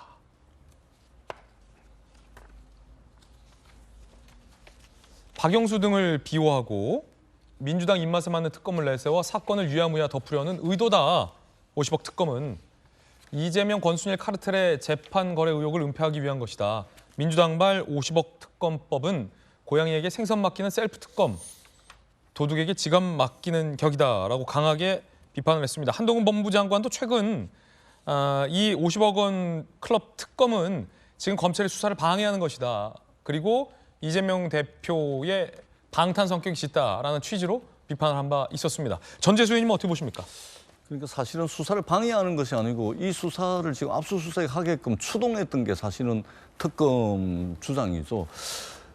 그러니까 애초에 이 대장동 수사는 사람의 말을 따라가는 수사가 아니고 돈을 따라가는 수사를 했으면 이미 다 드러난 겁니다. 지금 보세요. 박영수 특검 지금 5억이 뭐 왔다 갔다 뭐 했다는 보도도 나오고 있고 그 딸이 아파트를 특혜 분양 받았다 말았다 이야기가 나오고 있고 곽상도 의원이 불과 이제 30대 초중반의 나이에 대리급으로 5, 6년 근무를 했는데 퇴직금으로 50억을 받아갔다 그래가지고 지금 국민들이 공분을 일으키고 있는 거 아니겠습니까? 애초에 돈을 따라가는 수사를 해야 되는데 자꾸만 말을 따라가는 수사를 하다 보니까 엄한 대로 수사를 하고 그래서 결국은 이재명 대표에 대해서 천화동인 1호 426억 공소장에도 넣지 못하는 이런 일이 벌어진 거 아닙니까? 국회에서 특검을 더 이상 미룰 수가 없어가지고 특검을 본격적으로 추진을 하니까 검찰이 이제는 더 이상 수사를 안 할 수가 없는 상황에 들어간 겁니다. 그래서 무려 1년 6개월 뒤에 수사를 진행하고 있는 것이라고 저희들은 볼 수밖에 없고요. 돈을 따라가는 수사를 해야 된다라고 저희가 누누이 말씀을 드렸는데 부산저축은행이 제 지역구에 덕천동에 있는데 이 부산저축은행 피해자가 3만 8천 명이 지금도 있습니다. 지금도 이분들이 돈을 떼어가지고 다 받지 못하는 이 피해자들이 있는데 이때 당시에 부산저축은행 돈을 대출을 받아가가지고 이 대장동 일당들이 그 땅 사고 한 돈 아닙니까? 그리고 이것을 수사했던 당시 담당 검사가 윤석열 지금 대통령 아닙니까? 그리고 김만배 씨 친누나가 윤석열 대통령 아버지 집을 산 거 아닙니까? 이 전부 돈과 관련되는 거거든요. 그러니까 돈을 따라가는 수사를 늦었지만 이제 수사를 지금 진행을 하고 있는데 만약에 이미 이 보도가 나온 지 1년 6개월, 2년 가까이 되는 시간이 지났기 때문에 이 압수수색의 효과가 얼마만큼 있을지 또 이 박영수 특검이 대검 중앙수사부장 출신입니다. 이미 이렇게 논리도 다 만들어 놓고 지금 뒷북 수사를 하는 것은 아닌지 이 부분은 우리가 꼭 좀 챙겨봐야 될 문제다. 다시 한번 말씀을 드리지만 돈을 따라가는 수사를 하셔야 된다. 이 말씀을 드리도록 하겠습니다. 예. 자, 그런가 하면 여야 사이에 논란은 하나 더 있습니다. 바로 최근 민주당이 발의한 법안 중에 이 대통령의 대법원장 임명권을 소위 박탈하려는 건 아니냐라는 논란이 여야 사이에 뜨겁습니다. 함께 보시죠. 대통령에게는 대법원장 지명 권한이 있죠. 그런데 민주당이 발의한 법원조직법 개정안 내용 중엔 대법원장 추천위원회가 후보를 선정한 후 대통령이 그중에서 한 명을 지명하게 돼 있습니다. 문재인 정권에서 임명한 김명수 대법원장 임기가 얼마 안 남았죠. 그걸 앞두고 대통령의 대법원장 지명권을 박탈하려는 건 아니냐라는 논란이 여야 사이에 뜨겁습니다. 여야 이야기 들어보겠습니다. 대법원장 후보 추천위원회 설치는 대법원장 임명권 제한법이 아니라 대법원장 임명 바로 세우기법입니다. 이것은 사실상 대통령의 헌법상 대법원장 임명권을 민주당이 빼앗아서 좌파가 대법원을 비롯한 법원 주요직을 영원히 장악하겠다는 것과 다름없습니다. 법안을 두고 논란입니다. 이 검수완박 법안도 그렇고 이것도 그러고 똑같은 의문은 김연아 의원님, 민주당이 집권할 때 이렇게 좋은 거는 그때 하시지. 정말 좋은 건데 뭐라 설명할 길이 없네. 옛날에 한 광고 카피도 있었잖아요. 좋은 거면 그때 하시지 왜 안 했냐라는 질문에서 자유로울 수 없다라는 공통점이 있거든요. 어떻게 보세요, 여당에선? 글쎄요, 이게 지금 대법원장뿐만이 아니라 보니까 국가인권위원회 위원장 선거부터 또 선정부터 감사원법까지 대통령이 할 수 있는 헌법에 명시된 여러 가지 권한들을 전부 다 지금 제1야당이 가져가겠다라고 하는 구도가 보이고 있습니다. 이게 도대체 우리나라가 대통령제인지 의원내각제인지 일단 구분이 안 되고요. 뭐 이것을 그렇게 정의감 있게 얘기하셨다라면 문재인 대통령이면서 다수를 점했을 때가 한 불과 21대 국회 전반기 있지 않았습니까? 그때 왜 안 하셨는지 제가 좀 의심이 가게 되고요. 양국관리법도 최근에 그런 논란이 있었죠? 네, 그렇습니다. 양국관리법도 그때 사실은 매수할 수 있었는데 매수 결정을 내리지 않았었어요. 법에 없었다는 이유만으로. 그런데 그때 할 수 있었거든요. 그래서 제가 좀 느끼는 지금 민주당의 행태는 굉장히 궁지에 몰리면서 마지막에 좀 처절한 발악을 하고 있는 게 아닌가라는 생각이 듭니다. 그리고 이게 과연 대통령을 권한하겠다는 건지 아니면 김명수 대법원장이 내 후임자는 내가 뽑겠다는 건지 아니면 나를 지지하는 내 진영의 사람들로 뽑겠다는 건지 너무나 헷갈리는데 일단 헌법 자체를 저는 위배하는 아주 중대한 문제라고 생각이 됩니다. 그리고 대통령제 하에서는 있을 수 없는 일이고요. 이렇게 한다면 저는 윤석열 대통령이 아무것도 할 수 없게끔 발목에 족쇄를 채우는 것 이외에 진짜 발 위로 시멘트를 붓는 것과 다름이 없습니다. 손발 다 묶어놓고 국민이 선택한 대통령이 아무것도 할 수 없다면 내년 총선에서 그 심판은 누구에게 갈지 저는 민주당이 좀 이제는 찬찬하게 내년도 준비하면서 자성하셔야 될 것 같고요. 할 수 있다고 모든 걸 할 수 있는 것은 아닙니다. 정말 위대한 권력은 어떻게 그 힘을 잘 쓰느냐 또 책임이 따르는 문제입니다. 전재수 의원님 어떻게 보십니까? 민주당이 발악을 하는 것은 아니고요. 국회와 헌법기관인 국회의원에게 주어진 권한 중에 하나입니다. 다만 이것을 광범위한 국민들의 지지와 동의 속에 추진하냐 안 하냐의 차이는 있을 수 있고 그런 비판은 가능하지만 발악이라는 표현 정도까지는 좀 과하다 이 말씀을 먼저 드리고요. 자, 한번 봅시다. 윤석열 대통령께서 취임하시고 난 뒤에 진실화훼위원장 김광동 위원장인가요? 이분 임명을 했는데 이분은 어떤 분이죠? 5.18 광주 민주화운동에 말하자면 북한군이 침입해가지고 한 거다. 제주 4.3 항쟁, 오늘 4.3 75주년인데 이것을 김일성이 지시한 거다. 뭐 이런 식의 거구적 발언을 해가지고 진실화훼위원장에 맞지 않는 인사가 진실화훼위원장을 맡고 있습니다. 김문수 경제사회노동위원장 말씀드려볼까요? 이분 거구주의자 아닙니까? 어떻게 우리 사회 사용자단체, 노동자단체가 함께 머리 맞대가지고 노동개혁이라든지 우리가 직면하고 있는 여러 문제를 대화와 타협을 통해가지고 그 뭔가를 결과물을 이끌어내야 되는 게 경제사회노동위원장입니다. 그동안 그런 분들이 좀 맡아왔어요. 그런데 이분 경산노위 위원장 가 있습니다. 그다음에 민주평통 수석부위원장 대통령 친구 앉혀가지고 지금 말하자면 남북관계 통일에 대해서 다양한 의견을 수집을 해가지고 모아가지고 대통령께 조언을 해야 되는데 완전히 그냥 그 쏟아내기 지금 하고 있습니다.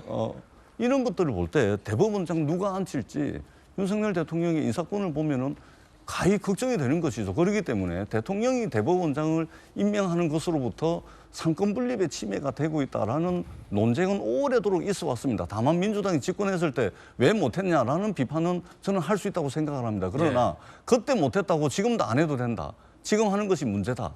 이렇게 비판하는 것은 저는 맞지 않다. 이 말씀을 드리는 것이고 이것은 헌법기관인 국회에 부여되어 있는 권한입니다. 이 말씀을 드리겠습니다. 여야 사이의 이견도 전해드렸습니다.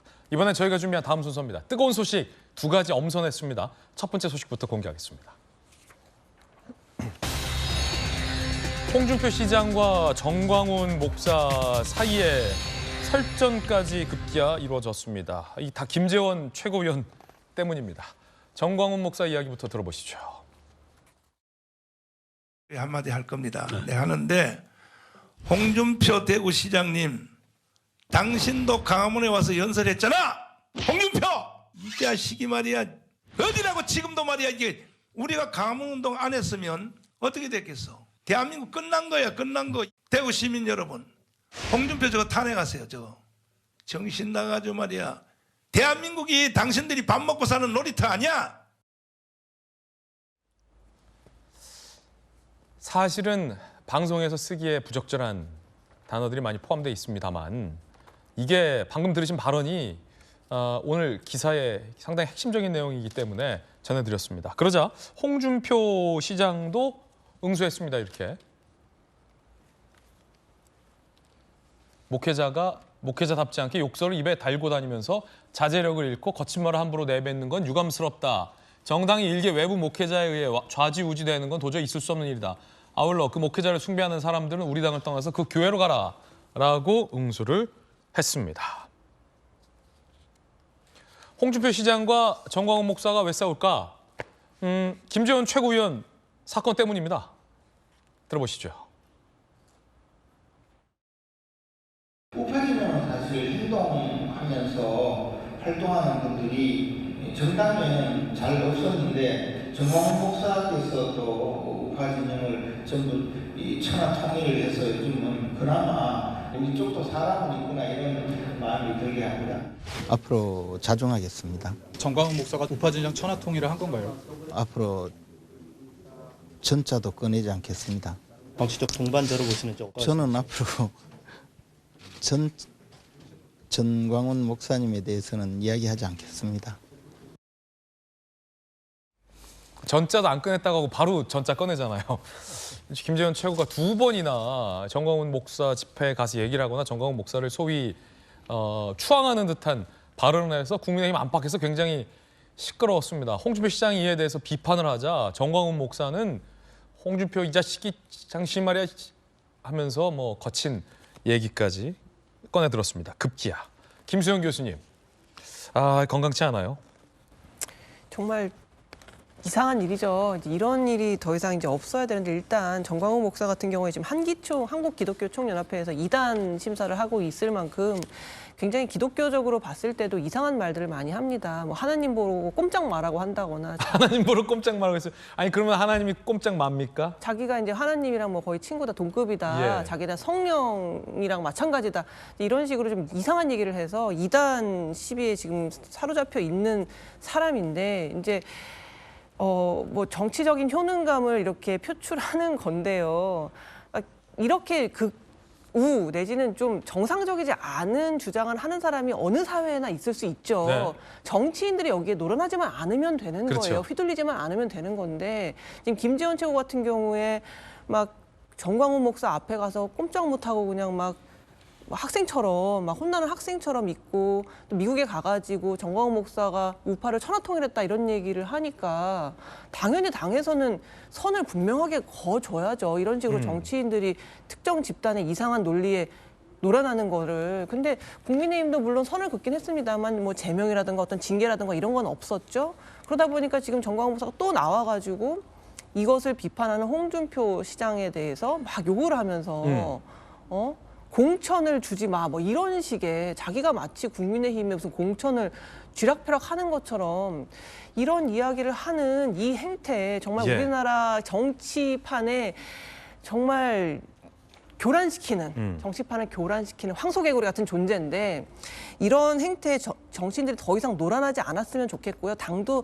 분명히 선을 거뒀으면 좋겠고요. 마찬가지로 민주당에서 이 정광훈 목사의 이런 행태에 대해서 비판했거든요. 그리고 이제 이것에 노란하는 국민의힘에 대해서도 비판을 했는데 우리가 개딸을 바라보는 심정도 비슷한 거예요. 지금 다르지 않거든요. 양당 모두 이상한 집단의 해괴한 논리에 사로잡혀서 노란하는 정치인들이 있어요. 정치인들이 하지 않아야 이런 관행들은 끝이 난다. 그런 말씀 드리고 싶습니다. 이게 공천 주지 마 뭐 이런 얘기까지 나올 정도인데 김기현 당대표가 조금 전 기자들과 만나서 백부를 했는데 정광훈 목사와 홍준표 시장과의 설전에 대해서 이렇게 얘기했군요. 김기현 대표입니다. 별로 바람직하지도 않고 앞으로 계속되어서 안 될 일이라 생각한다. 우리 당은 제3자 왈가왈부할 일도 아니지만 또 지방자치 행정 맡은 분이 거기에 전념했으면 좋겠다. 홍준표 시장을 같이 비판하는 김기현 대표 얘기도 나왔는데 김재원 최고에 대해서 강력 경고하긴 했습니다만 그냥 두루뭉술하게 넘어가는 건 아니냐.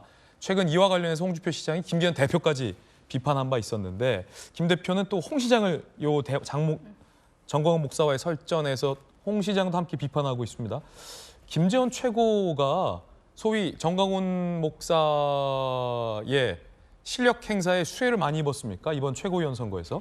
글쎄요, 이제 뭐 그랬다는 얘기가 있습니다. 그래요? 그러나 실제로 그 당의 표가 꽤 많이 있어요? 근데 일단 그 김재현 최고가 수석 최고위원이라고 해서 예. 지금 최고위원 중에서 최고 득표를 했죠. 그렇죠. 그 얘기는 누군가 도와주는 사람이 많았다는 걸로 해석할 수 있습니다. 그래서 이제 김재현 최고 입장에서는 도와주신 분이라고 해서 이제 인사를 하는 과정에서 제가 봤을 때는 적절치 못한 발언을 하신 거라고 보여지는데요.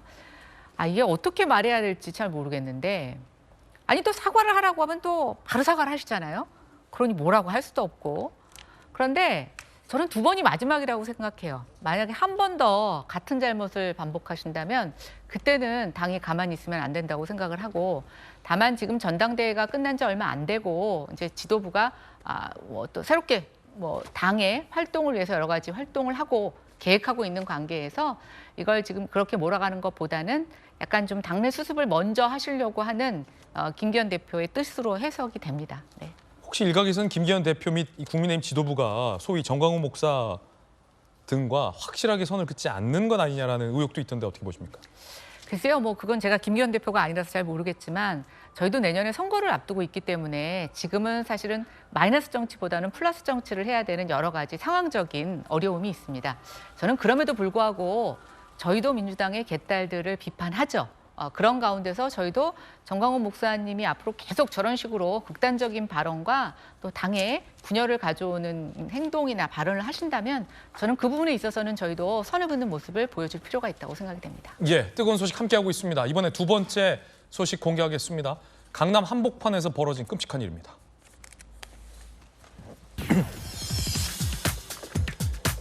(40대) 여성을 납치하고 살해하는 일이 발생을 했습니다. 그런데 경찰에선 청부살인의 가능성을 열어두고 수사를 하고 있습니다. 일단 범행 장면이 CCTV에 고스란히 담겼습니다. 그 CCTV부터 함께 보시겠습니다. 지난달 29일입니다. 밤 11시 45분이에요. 차량 한 대가 아파트 단지 앞 도로에 서더니 강남 한복판입니다. 한 남성이 내리죠. 운전석을 열어둔 채 아파트 단지 안으로 달려간 남성은 곧바로 한 여성을 강제로 끌고 나옵니다. 여성은 차에 타지 않으려고 발버둥 치는데 남성은 넘어진 여성을 질질 끌어 차량 뒷좌석에 밀어 넣었더니 옆좌석에 탑니다. 다른 차도 쌩쌩 지나다녀요. 사람도 지나다니고요. 또 다른 남성이 아파트 공원에서 나와 열어놓은 운전석에 타더니 빠르게 아파트를 빠져나갑니다. 엊그제입니다. 엊그제. 영화의 한 장면이 아닙니다. 엊그제 그리 늦지 않은 시각 강남 한복판에서 벌어진 일입니다. 이거 무슨 사건일까요? 그리고 이 사건의 결말은 어떻게 됐을까요? 지난달 29일 밤 11시 45분 방금 보신 40대 여성의 납치가 강남 한복판에서 벌어졌습니다. 그리고 이틀 뒤 성남 수정구에서 범인 2명을 경찰은 붙잡았고요. 대전의 대청댐 인근에서 40대 여성의 시신도 발견됐습니다. 서울 강남구에서 공범을 추가 검거했습니다.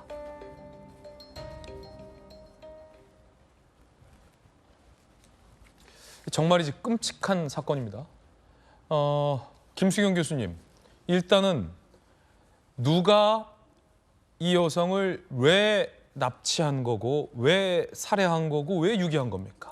지금 알려진 바로는요. 지금 30대 남성 두 사람이 아까 동영상에서 보셨지만 40대 피해자 여성을 한밤중에 질질질질 끌고 차에다 그냥 집어넣습니다. 근데 사실 이게 뭐 우범 지역이라던가 슬럼이라던가 이런 데가 아니라 비교적 치안이 괜찮다고 알고 있는 강남 한복판에서 일어난 일이어서 여성이 끌려가면서도 계속 살려달라고 소리를 지르고 들어가지 않으려고, 차 안에 들어가지 않으려고 굉장히 발버둥을 쳤는데, 사실 힘 좋은 남자 두 명이 한 사람을 그렇게 끌고 가면 남자여도 아마 당해내기가 어려웠을 거예요. 그래서 지금 차에 태워졌고 이렇게 6시간 정도를 돌다가 대전의 대청댐 인근에 이제 살해를 해서 버려진 걸로 알려졌는데요. 알려진 바로는 이 청부살인으로 지금 추정이 되고, 이 여성이 뭐 코인을 많이 가지고 있었다고 해요. 굉장히 자산가였던 모양이죠. 그래서 그 돈을 노리고 한 것이라는 이야기도 있고요. 또는 뭐 그 여성이 관련된 코인에 투자를 했다가 많이 손해를 본 사람이 원한 때문에 죽였다라는 얘기도 있고, 아직 정확한 정황은 나오지 않고 있습니다만 어쨌든 그 두 사람 말고도 이를 사주했던 사람까지 같이 검거돼서 지금 경찰에서 조사를 하고 있는 상황입니다. 굉장히 여성분들 특히나 굉장히 두려운 사건인데요. 그냥 굉장히 우리나라 서울 안전한 편인데 이렇게 주택가에서 그냥 남자 두 명이 피해자가 아무리 저항해도 어찌 할 바 없이 그냥 이렇게 차에 태워져서 살해됐다라는 게 너무 충격적이어서 굉장히 끔찍한 사건으로 지금 보도가 되고 있습니다. 범인 세 사람, 일단 붙잡힌 피해자의 관계도도 저희가 한번 그려봤는데 어떤 관계일지 함께 보시죠. 범행은 29일이고 이제 검거가 엊그제 된 건데, 주범인 이모 씨는 35살. 법률사무소에서 사무장으로 근무하고 있다라는 보도가 전해지고 있습니다. 그리고 공범 황모 씨와 연모 씨, 마땅한 직업이 없다, 뭐 조폭으로 활동한 경험도 있다, 이런 보도도 나오고 있고, 법률사무소에 근무하고 있는 이모 씨가 여성을 납치하고 살해하고 교사한 거 아니냐. 그리고 납치 살해를 실행한 사람이 바로 저 황모 씨와 연모 씨 아니냐. 경찰은 이렇게 보고 있고요. 40대 여성 피해자는 남동생 남편과 함께 가상화폐 관련 사업을 하고 있는 것으로 전해지고 있습니다. 정혁진 변호사님. 네네. 관계도로 보면은 법률사무소에 근무하는 이모 씨가 그러면 청부를 했다는 겁니까? 그래서 참 그 이모 씨라고 한 사람이 아주 좀 독특한 사람인 것 같아요. 그 개인 변호사 사무실에서 근무하고 있는 사무장 같은데, 일단은 경력이 특수부대 출신이래요. 그래요? 그다음에 이제 황 씨하고는 대학 동기인데 한 명은 특수부대 출신, 한 명은 조폭 출신. 그런데 그 이 씨가 일확천금을 노리다가 코인 관련해가지고 그 피해자 관련해가지고 몇 억 원에 상당하는 큰 돈을 잃었기 때문에 제 생각에 돈도 돈이지만은 좀 원한이나 그런 것들도 있지 않았을까 하는 생각이 조심스럽게 들고요. 그다음에 이제 이 사람들이 굉장히 용의주도하게 범행을 갖다가 준비를 갖다 했었는데, 어찌됐든지 간에 그 현장을 목격했던 그런 목격자가 곧바로 112에 신고해가지고 그나마 이제 범행이 빨리 밝혀졌던 것 같고, 그런데 이 사람들이 좀 어설픈 구석도 있었거든요. 왜냐하면 범행에 사용했던 차를 자기 차를 갖다가 썼대요. 저 아까 방금 봤던 네네. 차가 자기 명의의 차예요? 네네. 그러니까 CCTV에 그 번호 찍히지 않습니까? 그래서 나중에 확인을 해봤더니 그 공범 중에 한 사람 소유의 차량이고, 그렇기 때문에 수사가 조금 더 쉽지 않았을까 하는 생각이 들었는데, 어찌됐든지 간에 참 뭐 이렇게 사람이 이렇게 피해를 입으려면 강남 한복판에서 이렇게 당할 수도 있구나, 이런 경종을 울릴 만한 그런 사건이 아니었나 싶습니다. 예. 조금 전에 수사기관에 이 피의자 3명의 모습을 모두 드러냈습니다. 뭐라고 얘기했을지 한번 들어보겠습니다. 시간에는 왜 하신 겁니까? 공범이 왜 있는 겁니까? 피해자나 유가족들에게 할 말 없습니까? 금품들이 없다면서 왜 살인 겁니까? 납치관에 버린 이유가 뭡니까? 공범이 있는 겁니까? 피해자나 유가족들에게 하실 말씀 없습니까? 금품들이 없다면서 왜 살인 겁니까? 뭐라는 이유가 뭡니까? 뭐라는 이유가 뭡니까? 납치관에 버린 이유가 뭡니까? 공범이 있는 겁니까? 피해자나 유가족들에게 할 말 없습니까? 공무원 네가 먼저 봐. 공무원 네가 먼저 봐. 아직은 구체적인 범행 동기에 대해서 경찰이 수사 중에 있습니다만 일각에서는 뭐 코인을 노린 범죄 아니냐 혹은 청부살인 아니냐라는 다양한 관측도 나오고 있습니다만 피해자 중 일부가 애초에 살인을 목적으로 납치를 했다라는 진술도 전해지고 있어서 경찰이 조금 더 면밀히 범행 동기에 대해 수사를 해봐야 될 것 같습니다. 청부살인 이야기가 나오는 대목입니다. 피의자들이 2~3개월 전부터 범행을 계획 후 미행을 했다, 동선을 파악했다라고 경찰은 파악하고 있습니다. 피해자가 소유하고 있는 가상화폐를 갈취하기 위해서 범행을 한 것 아닐까라는 판단도 나오고 있고 그런가 하면 3명 중 2명은 피해자 안면이 없어요. 애초에 살해를 위해 납치했다는 진술도 나왔다라는 보도도 있는데 청부살인 가능성도 경찰은 열어두고 수사를 하고 있습니다. 김연아 의원님, 그리고 범행에 쓰인 도구, 구체적으로 여기서 말씀드리긴 부적절합니다만 범행에 쓰인 도구 등을 봤을 때 3명 말고 또 공범이 있는 거 아니냐라는 얘기도 나오고 있고 아직 이 수사가 다 끝난 건 아니에요? 제가 좀 의심을 갖고 있는 부분은 납치된 지 거의 이틀이 되지 않아서 사망을 했어요. 예, 그리고 아까 정혁진 변호사님도 지적하셨지만 서울 시내에 굉장히 CCTV가 많습니다. 특히 강남엔 더 많아요. 아파트 단지 내에 더 많아요. 그런데 그거를 자기 차를 갖고 저렇게 과감하게 범행을 했다는 거죠. 그러면 저 사람들이 정말 저 범행에 실행을 한 사람이긴 하지만 주도자일까? 오히려 누가 더 큰 원한이나 살해를 목적으로 해서 큰 범죄를 계획하고 저 사람들 일종의 동원된 사람이 아닐까라는 생각이 들 정도로 너무 일사천리이면서 또 구멍이 굉장히 많은 사건이라는 것.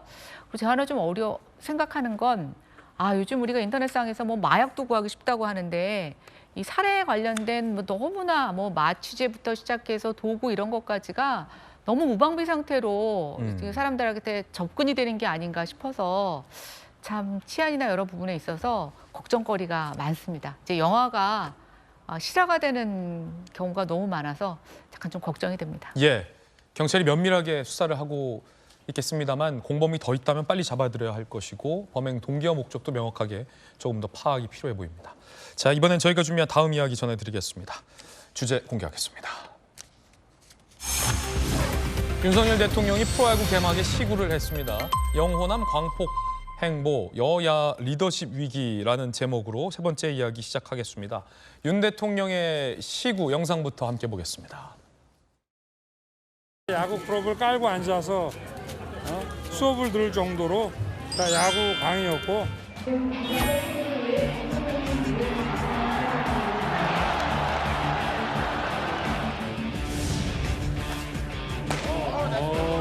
한번 던져보실래요? 좋습니다. 나이스 볼.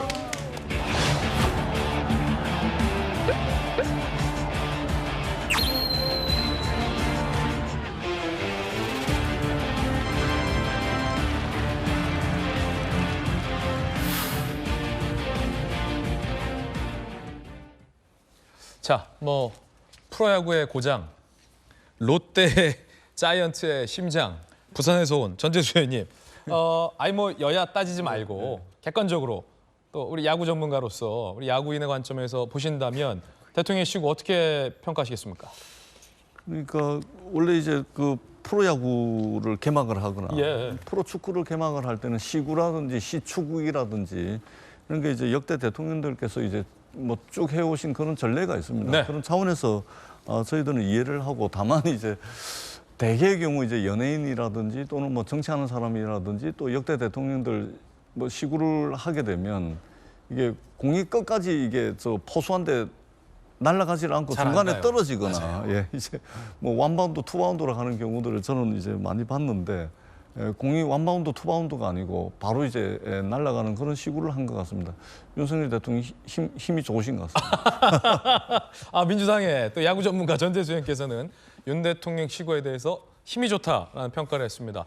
많은 보도들이 있는데 표정이 약간 선동열 표정이다라는 보도도 많습니다. 뭐 이게 좋다는 건지 나쁘다는 건지는 잘 모르겠습니다만 함께 보시죠. 이렇게 여기 힘을 주면 선동열 선수가 이게 공을 던질 때 입에 힘을 주거든요. 근데 이제 대통령이 시구를 할 때 이렇게 입에 이렇게 힘을 주고 그만큼 세게 던졌다는 겁니다. 진심으로 시구를 했다는 거고 전대수 의원이 힘이 좋다라는 평가를 할 정도로 공이 이제 포물선을 그리면서 바로 포스의 미트 속으로 빨려 들어갔죠. 스트라이크 존 안에도 들어와서 옆에 있던 허구현 전 해설위원 같은 경우는 뭐 돌직구다라는 정도의 얘기를 했다라고 했는데 물론 이제 마운드의 거리가 상당합니다. 그래서 아무리 평소에 잘 던지는 분들도 시구를 할 때 이제 긴장을 하게 되면 포수 미트 안으로 들어가지 않고 이제 땅에 이제 내리꽂는 실수를 할 수 있는데 저런 표정이 나왔군요. 정혁진 변호사님 어떻게 보십니까? 일단 뭐 개막전 시군 전두환 전 대통령 YS 이후에 세 번째라고 했는데 그렇군요. 실질적으로 대통령들이 시구는 다 하셨어요. 예. 시구를 안 하셨던 분은 세 분밖에 없는데 노태우, DJ, 그다음에 MB. 나머지 분들은 다 박근혜 전 대통령까지도. 근데 이제 다 보셨겠지만은 잘 던지셨다라고 저도 생각은 하는데 그런데 저거를 돌직구라고 더군다나 역대급 돌직구라고 하기에는 구질이 그 정도까지는 아니지 않았나? 저는 허구현 총재가 뭐 예. 돌직구 쇼를 자주 보시나 일단 그 생각은 드는데 예. 그런데 이렇게 역대급 돌직구라기보다는 저 정도면 역대급 아부 아닌가 그 생각이 들어가지고 저런 말씀이 굳이 뭐 할 필요가 있었나 하는 생각이 들고요. 그렇군요. 윤 대통령한테도 그렇게 뭐 도움되는 말씀은 아니지 싶었다는 생각은 들고 어쨌든 공은 잘 던지셨던 것 같습니다. 윤 대통령이 야구부였어요? 충암고에? 충암이 야구 잘하잖아요. 충암이 야구 잘하는데 충암의 야구부였으면 지금 프로야구 선수 하시고 감독하셨겠죠. 그렇죠. 그다음에 이제 그 충암에서는 그냥 응원하셨을 거고 서울대 법대 야구부가 있거든요. 서울대 법대 야구부. 네, 거기 야구부를 하셨다라고 하는데 정익진 변호사님도 서울대 법대잖아요. 근데 전 야구부 안 했거든요. 그런 것 같아요. 서울대 법대 야구부는 웬만하면 다 들어갑니다. 아, 그래요? 네, 그래서 이렇게 하는 사람들 별로 없고 하니까 그 서울대 법대 야구부에서는 윤 대통령이 아마 활약을 좀 하셨을 수는 있겠다는 생각이 듭니다. 진짜 이제 고시 열심히 하는 분들은 서울대 법대 야구부 활동을 안 하는구나. 원래 이제 이렇게 운동을 대통령 고시 여러 번 떨어지셨잖아요. 별로 좋아하지 않아요. 저기 서울대 그 학생들이 뭐 김수경 교수님도 운동 많이 안 하셨을 것 같은 생각은 드는데 그냥 운동 열심히 하는 친구들도 있는데 그런 친구들만 이렇게 모여가지고 야구부 해봤자 한 20명도 안 되지 않았나 싶습니다. 제가 봤을 때. 그렇군요. 서울대 법대 야구부 출신이었다. 정혁진 변호사님 야구부는 아니었다. 네. 응원은 했습니다. 응원은 했습니까? 사법고시 열심히 공부하셨군요. 그러니까 시험 공부하다가 뭐 한국 시리즈 같은 거 있으면 공부 안 하고 응원하고 그랬습니다. 윤석열 대통령이 시구에 이어서 대구 서문시장 방문을 했는데 이 지지층 결집을 위한 포석이다라는 분석도 나옵니다. 함께 보시죠.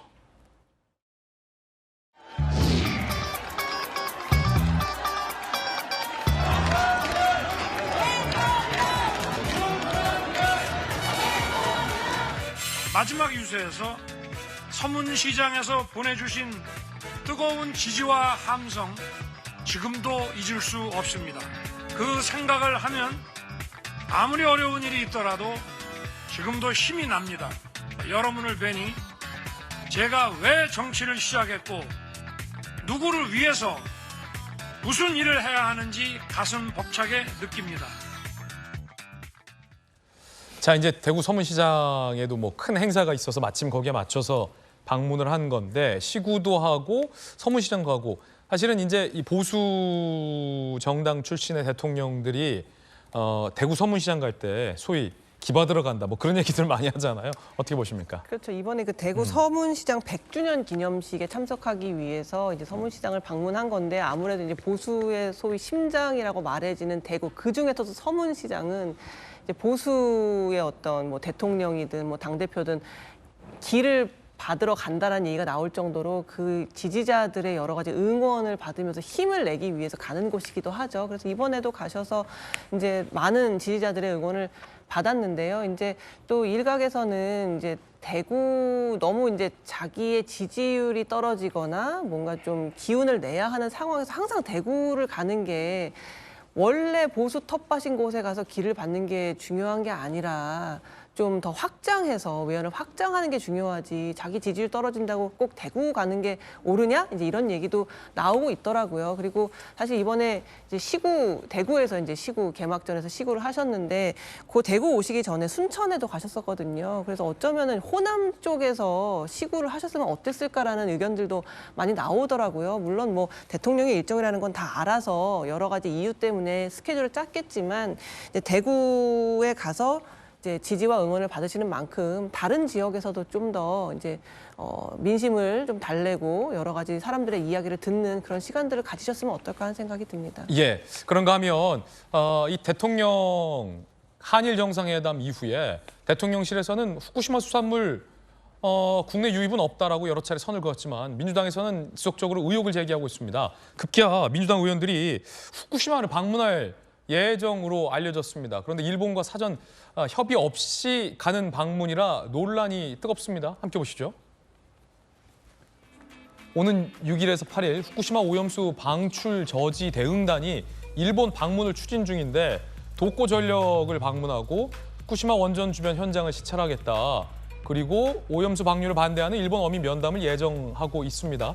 대통령실에서는 후쿠시마 수산물 유입은 없다라고 밝혔지만 민주당에서는 후쿠시마 방문까지 하면서 대정부 투쟁을 할 예정이라 국회에서는 이게 상당히 논란이 뜨겁습니다. 국민의힘 김기현 대표는 사드 때도 그러더니 또 그런다라고 비판했습니다.